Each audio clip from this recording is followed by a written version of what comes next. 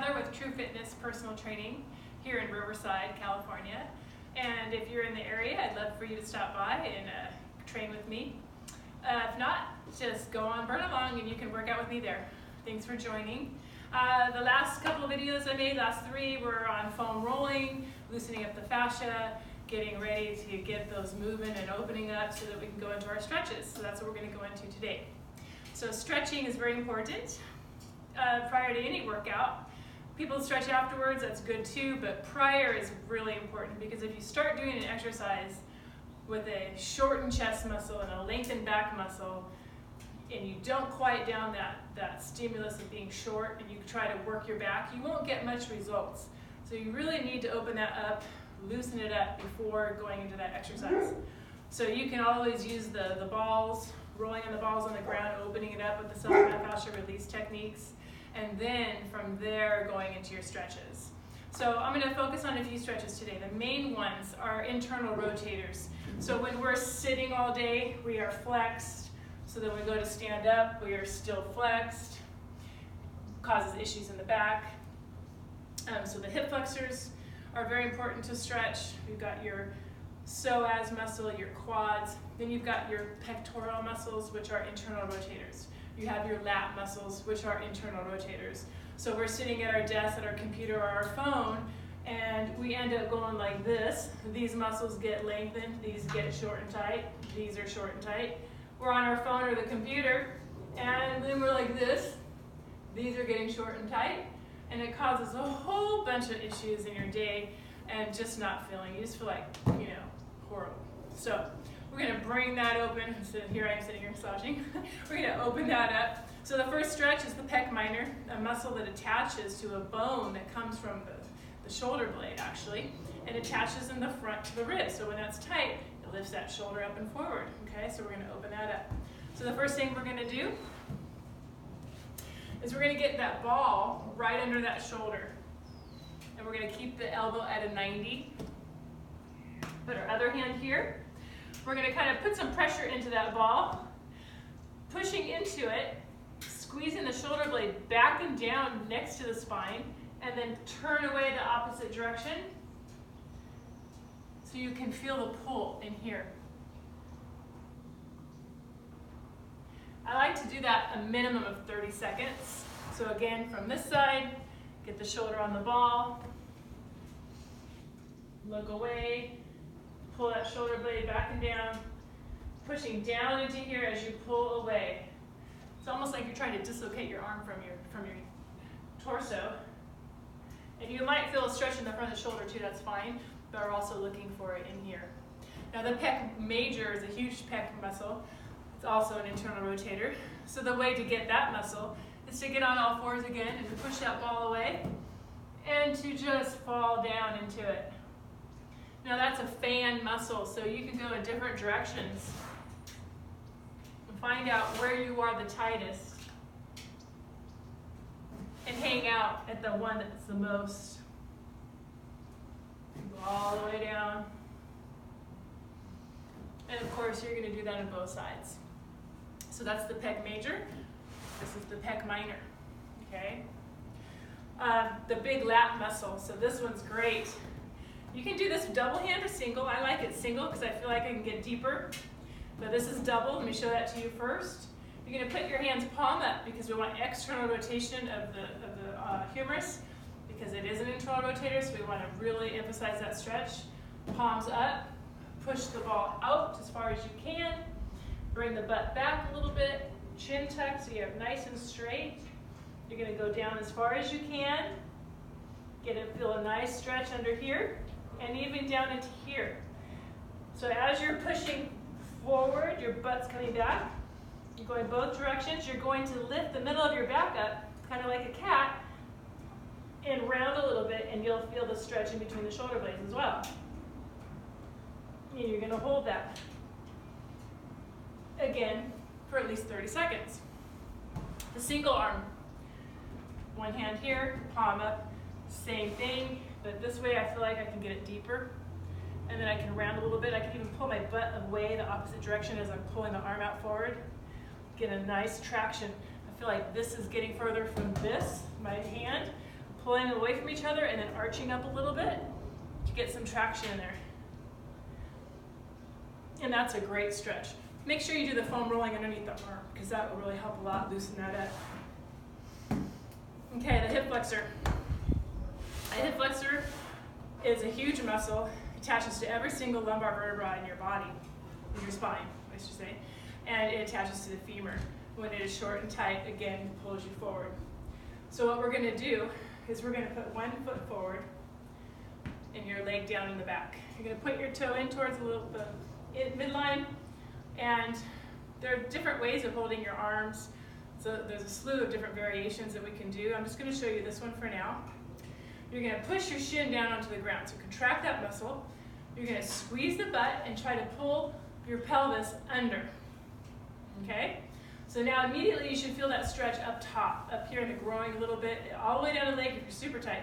But the emphasis should be up in here where it's going from here into the spine. Okay? So I'm going to open up my palms. I'm going to tuck my chin. I'm going to reach out in front of me. I'm going to open up my palms and I'm going to push from here, squeeze my butt, chin tuck, and push the shin. And if you can lunge into it a little more. You're almost rounded. Your back is almost rounded, taking the curves out. This is a myofascial stretch for the hip flexor.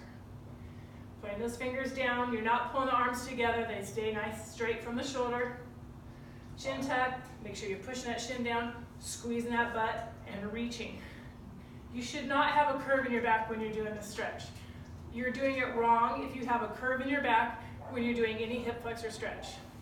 It must be rotated posteriorly to get that stretched. Okay? The next one for the quads, killer stretch. You can always put the ball up against the wall if you feel like it's going to slip out from you, because sometimes it can. But you're going to put your foot up onto the wall, and it's nice to have a little padding under the knee as well. I just don't have that out with me. So in this position, you could also have a little chair or something by your side if you need to. This is one heck of a stretch. You're going to take your foot and pull it into the ball. Again, squeeze that butt.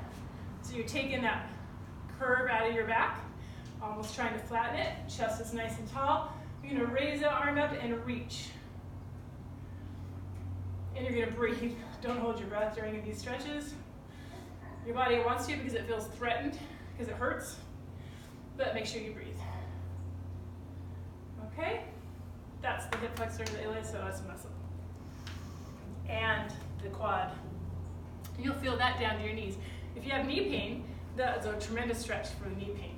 Most people I work with that have any kind of knee problems, we do that stretch and maybe a couple of variations that I add to them, and their knee pain stops right after. They can go back and do a squat without any pain.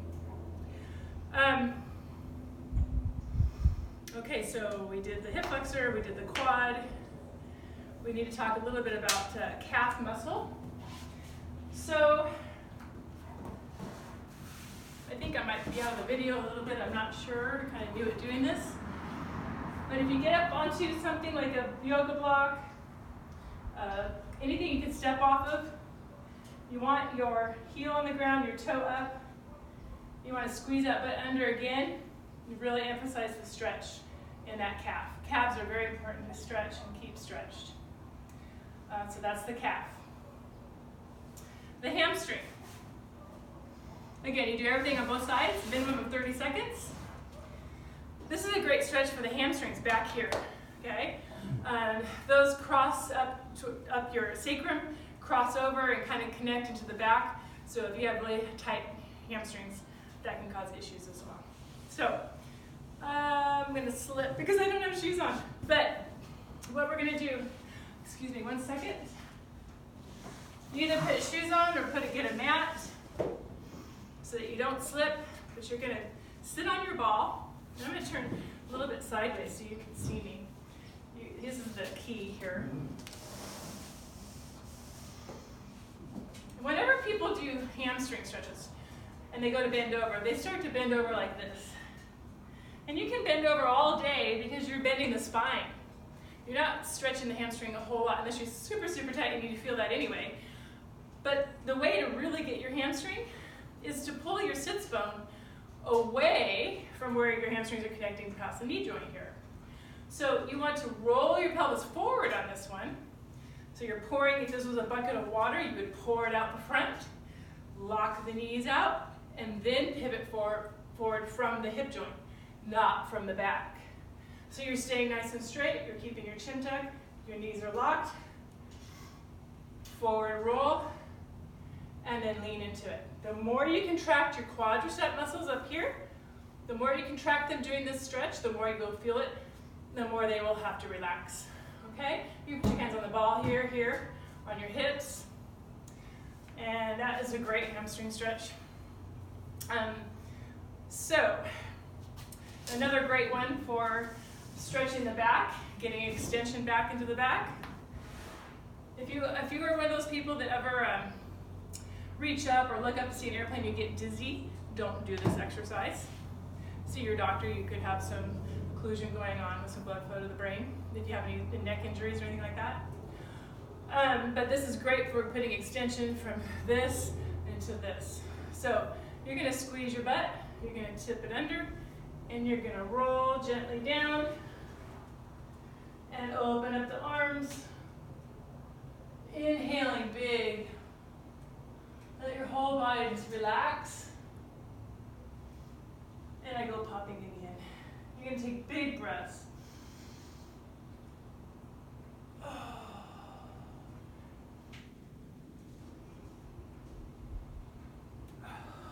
like to circle the arms. Do like a clock. And you can stay like that. Then I like to roll over this direction. So this leg is keeping you still. This leg is flat, out straight, and your butt is tight. Your elbow's on the ball here. The bottom hand's going to grab the top hand. You're going to pull it. You're going to keep this bone facing the top. When people get in this stretch, they either roll back and don't feel it. So you have to keep this right on top so you can feel it in the right direction, okay? You're pulling that arm. You're going to exhale and roll forward, which is going to get the back of you. Then you're going to inhale and roll backwards, all the while keeping this straight up, not rolling your whole body back. Opening up the chest, and then exhaling it back down. On the back side, just roll over. Bottom hand, grab top hand, pull. Squeeze the bottom so you're not bent out like this, otherwise you won't feel it as much. Squeeze that bottom, contract. Pull that arm. Exhale, come forward. Inhale, come back.